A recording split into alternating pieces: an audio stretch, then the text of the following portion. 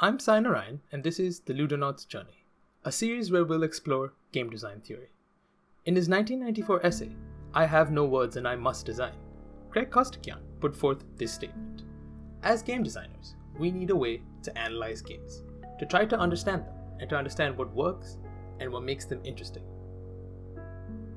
We need a critical language, and since this is basically a new form, despite its tremendous growth and staggering diversity, we need to invent one. Recently, I've been reading The Aesthetic of Play. It's a book by Brian Upton, the lead game designer of the first Rainbow Six and the first Ghost Recon, amongst other titles.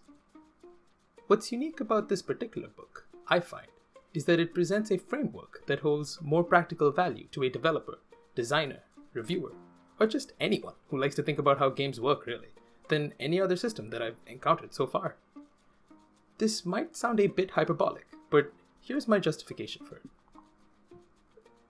The problem that I have with these definitions is that while they aren't inaccurate, I don't find that they provide any useful takeaways or practical insights into what actually constitutes good game design.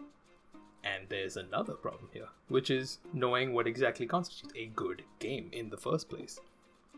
The description you see used most often is that a good game is fun. You might have already heard what I'm about to say next, but fun is no good to us. It's too ambiguous, and it doesn't allow for conversation about a game's design to advance any further. So, what do we use instead?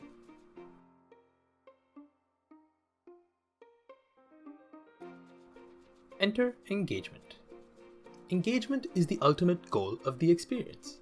Engagement refers to a core reason that someone finds an experience appealing, interesting, or absorbing. Thinking in terms of engagement is more useful than the more amorphous term fun, which in and of itself admittedly doesn't say a whole lot that hasn't been said already, but what is really useful is the list of the 9 types of engagement that you will encounter in any experience.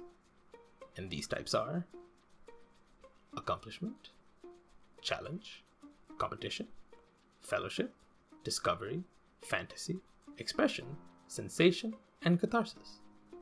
Let's look at an example of how you might use this model.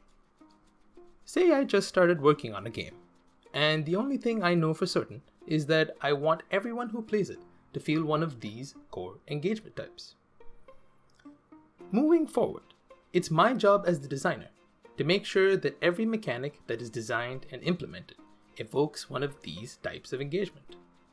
This makes it easier to know if the game is harmonious with the experience that I desired initially, the game that I saw in my head initially, and whether a mechanic is adding to or detracting from the feel of the rest of the game. This might sound trivial, but when you're mired in the hectic schedule of iteration, and after you've worked on something for a long time, it gets hard to objectively evaluate the results of your designs. Even more so if you're relying on vague and subjective notions of fun. This also provides another way to analyze and critique games by identifying what subset of engagement types a game is appealing to, and then using those to judge mechanics and implementation versus themes and design intentions. Here are some examples of what some popular games' engagement types might look like, to get you started.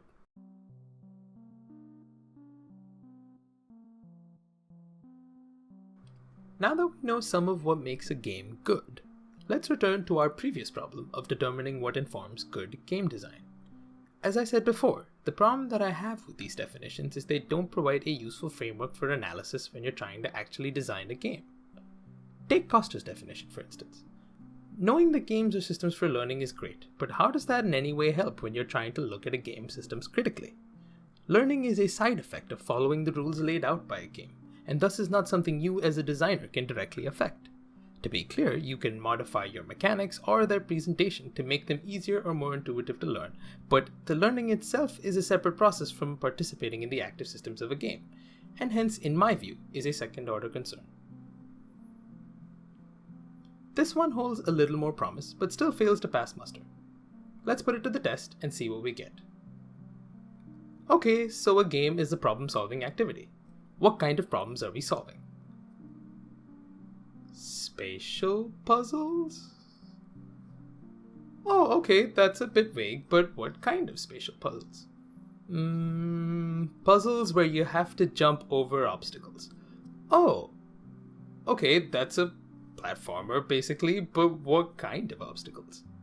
And so forth. So I hope you can see that each time a question is asked based on this definition, it doesn't succeed in narrowing the scope enough to be worth the effort in the first place.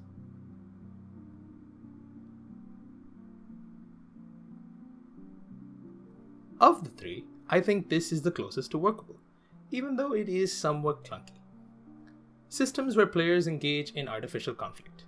Okay, what kind of conflict are we engaging in? The players are fighting in teams in order to capture areas on the map. Oh, okay, what are the rules of this fight? Players can pick from a roster of characters where each character has their own set of abilities. Alright, what is the outcome of this fight? Winning a fight gives you control of the nearby area. It should now become apparent that the definitions you use play a large part in shaping the conversation that follows. This one isn't too shabby, but we can do better.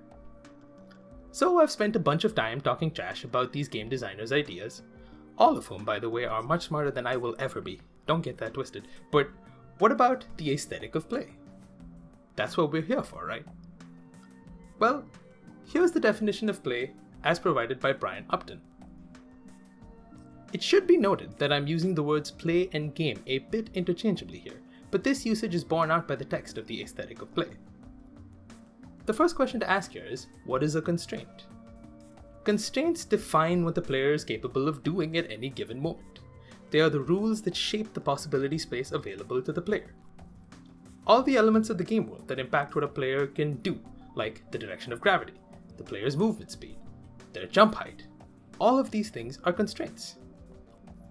Free movement within a system of constraints is actually more complicated to define than it seems, and I'll be covering it in the next video, probably.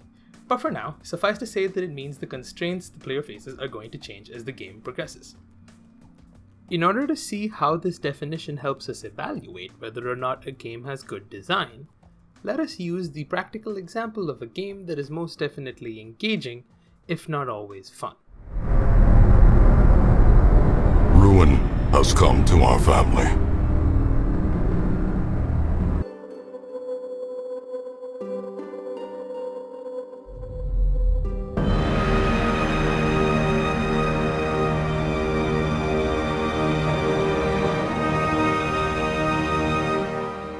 Darkest Dungeon is a gothic roguelike turn-based RPG about the psychological stresses of adventuring.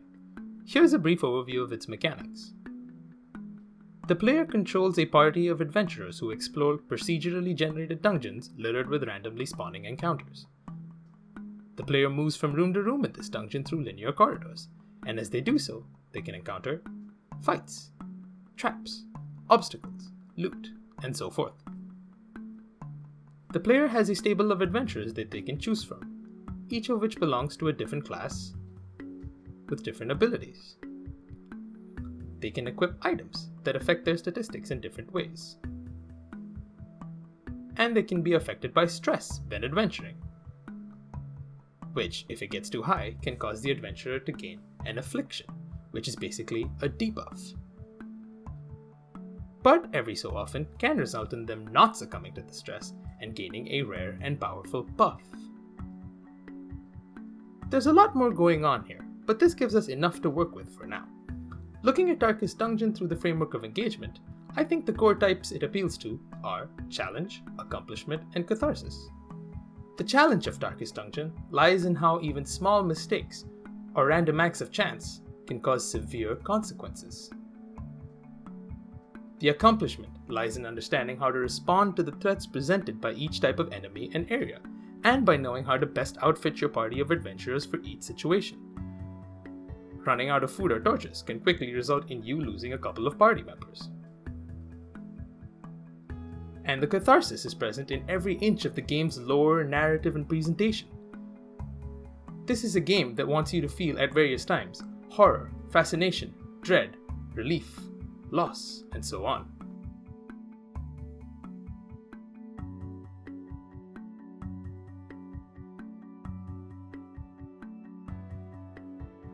Looking at Darkest Dungeon through the framework of constraints, something you notice when looking at the adventurers and how they work, is that a lot of the mechanics that affect them impose multiple constraints on the player at the same time.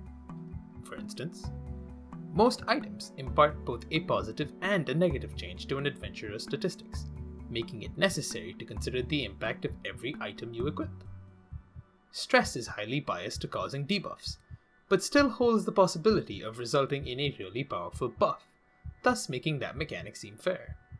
When the light level is low, you find more loot and deal more damage, at the risk of your adventurers feeling more stress and being caught off guard.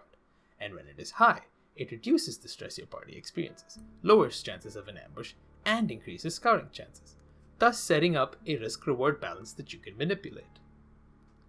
Limited inventory slots force the player to choose between the types of loot that they consider most valuable, be it money, the items required to upgrade your base, or items you could give to your adventurers. The Jester's Finale deals a large amount of damage, but also imparts a fairly severe debuff. It can also be seen that these types of mechanics are peppered everywhere, from the macro level mechanics like stress and light level, as well as the more micro level mechanics like adventurer abilities and item effects. The goal, and if the reviews and reception to the game have anything to say, the end result, is to present the player with a number of interesting choices and decisions to make, no matter what part of the game they are experiencing at any given time. This also tracks with something that Sid Meier once said in this 2012 GDC talk titled Interesting Decisions. This is based on something I believe I said at a GDC presentation way back in the early days of computer games. And I had never really thought too much about it, but it had kind of caught on with people writing books about games and trying to find fun and things like that. And I thought it might be interesting to kind of dig a little deeper into that idea and talk about interesting decisions and how I think it's a useful way of looking at games, and maybe some ways that might be useful for other game designers. The takeaway from all of this being, a good way to determine if a game mechanic is really imposing multiple constraints, and is hence truly engaging, is by testing to see if the player can understand the constraints being imposed, the player can grasp the advantages or disadvantages of one constraint versus the other, the player can anticipate or plan for the impact of said constraints, the player might be cued into thinking about the impact of other constraints and mechanics they hadn't considered up until now, the player can act upon or interact with the constraints. If so, it compels the player into doing things with intention. By doing so, these mechanics provide a canvas for where the player's actions and decisions can become both strategic and a means of expression, and not just a rote sequence of actions laid out by the game to you almost explicitly. Some notes I had that don't fit anywhere else. The first is about how engagement theory is similar to MDA, but personally, I find MDA hard to work with. It sounds good on paper, but when you try to design with it in mind, it isn't flexible enough, and it doesn't really provide enough of a framework by which any meaningful observations can be made. Considering mechanics, dynamics, and aesthetics separately sounds great, but when you try to untangle things to that degree, it becomes so abstract as to lose context in regards to your problem. There are some who dispute this idea of game design, and take the view that there are plenty of games where the player doesn't really need to make any decisions, and there'll be a relevant link to this in the Diplodocus, but I don't agree with this point of view. I will, however, concede that it might apply to some types of games that I don't have any experience in developing, so I'll agree to disagree and leave it at that, as this framework is what makes sense to me. I've not taken the time to address any of this game's issues, and it does have its issues. That's because this video already turned out being much longer than I initially predicted, but I highly recommend watching Joseph Anderson's review of this game, as his opinion is definitely very different from mine, but he raises some very good points on the game's over-reliance on grind and randomness in order to feel difficult. So that'll about do it for this video. It's the first time I've ever really made anything like this, and hopefully people can understand what I'm rambling on and on about. I'm eager to hear your thoughts on the matter, and would appreciate any feedback that you can provide. Check out the description for a bunch of links to other videos that explore similar ideas, if this really piqued your interest. And if you liked the video and you want to see more like it, subscribe maybe and let me know about it in the comments, and follow me on Twitter where I share progress updates on the projects I'm working on. Thanks for watching.